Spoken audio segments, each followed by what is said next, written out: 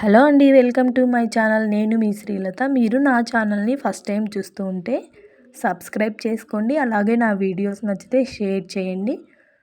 అలాగే నా రెసిపీస్ నచ్చితే కామెంట్ కూడా చేయండి. నేనైతే ఈరోజు నా కొత్త రోల్లో పచ్చికారం దంచుతున్నానండి. నేనైతే హాస్టల్లో ఉన్నప్పుడు ఇంటికి రాగానే మా అమ్మతో దంచించుకున్న కారం ఏదంటే ఈ పచ్చికారమే అండి. నాకు మా ఆంటీ రోల్ కొనిపించింది. ఈ అపార్ట్మెంట్లో కష్టం అని చెప్పేసి నేను ఎప్పుడు తెచ్చుకునేదాన్ని కాదు. కానీ చాలా సింపుల్గా ఎలాంటి సౌండ్ రాకుండా కింది వాళ్ళకు రోల్ని ఎలా యూజ్ చేయాలో చూపిస్తున్నానండి. మనం కొత్తగా తెచ్చుకున్నప్పుడు రోల్ని బాగా వాటర్ వేసి ఒక 1 అవర్ నానబెట్టుకోండి. ఇలా నానబెట్టుకోవడం వల్ల ఇన్ని రోజుల నుంచో పక్కన పెట్టేసి ఉంటారు కదా వాళ్ళు, రోల్ తయారు చేసిన వాళ్ళు, బాగా డస్ట్ పట్టేసి ఉంటుంది. అదంతా చాలా సింపుల్గా పోతుంది. అలాగే నేను ఒక షార్ట్ వీడియో కూడా పెట్టాను, రోల్ని ఎలా సీజనింగ్ చేసుకోవాలా అని చెప్పేసి. ఛానల్లోకి వెళ్ళి చూడండి. అయితే మనకు సౌండ్ రాకుండా ఉండాలంటే ఇలా డోర్ మ్యాట్లు ఉంటాయి కదా, ఒక 2 డోర్ మ్యాట్లు పెట్టేసి మనం రోల్ని పెట్టామంటే మనం దంచుకునేటప్పుడు ఎటువంటి సౌండ్ రాదు. ఇంకా కింద వాళ్ళకి చప్పుడు కూడా వినిపించదు. మనం దంచుతున్నంతసేపు కూడా మనకే సౌండ్ వినిపించదు. అలా ఈజీగా దంచేసుకోవచ్చు అండి పచ్చళ్ళు కానీ ఏవైనా. నేనైతే ఈరోజు పచ్చికారం దంచుతున్నానండి. మీకు ఎవరికైనా పచ్చికారం తెలిసి ఉంటే నాకు కామెంట్ చేయండి. ఇక నేను ఫస్ట్ టైం దంచుతున్నాను కదా, ఏమన్నా రాళ్ళు వస్తాయేమో అని చెక్ చేద్దామని చెప్పేసి ఒక ఆనియన్ని దంచాను. ఏం రాలేదు. చూడండి, మీరు కూడా చూడండి, ఏం రాలేదు. ఇలా దంచుకోవడం వల్ల మనకి ఏదైనా డస్ట్ ఉన్నా కూడా ఇట్లా వచ్చేస్తుంది. నేను దంచుకొని మళ్ళీ వాటర్ వేసి క్లీన్ చేసుకున్నానండి. క్లీన్ చేసుకొని మళ్ళీ క్లాత్తో తుడిచేసుకున్నాను.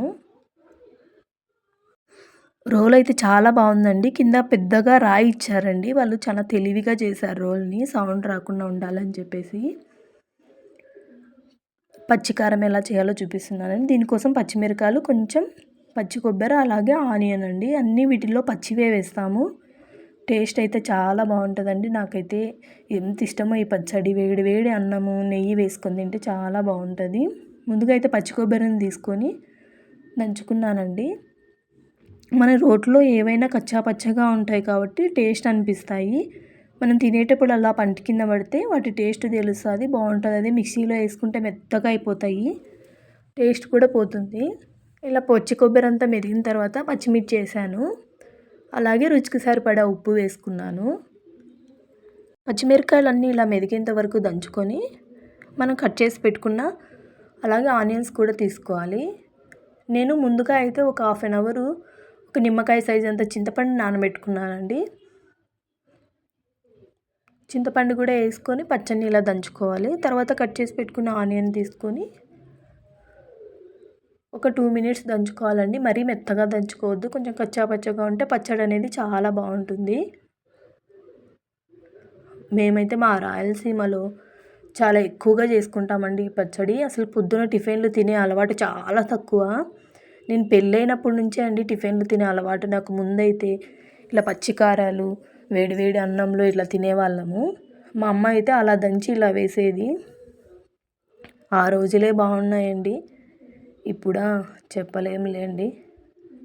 ఏమంటే తప్పదన్నట్టుగా వెళ్ళాలి. చూడండి, పచ్చడి అయితే రెడీ అయిపోయింది. ఇక వేడి వేడి అన్నంలో నెయ్యి వేసుకొని తినండి, చాలా బాగుంటుంది. ట్రై చేయండి. ఈ పచ్చడి మీకు కూడా తెలిసింటే కామెంట్ కూడా చేయొచ్చు. అలాగే నా పచ్చడిని ట్రై కూడా చేసి టేస్ట్ కూడా చేయండి. ఇంకా నాకు రోల్ తీపిచ్చినందుకు మా ఆంటీకి కూడా థ్యాంక్స్ అండి. తను చాలా ప్రేమగా పంపించింది నాకు రోలు. ఇంకా నా వీడియోస్ నచ్చితే సబ్స్క్రైబ్ చేసుకోండి.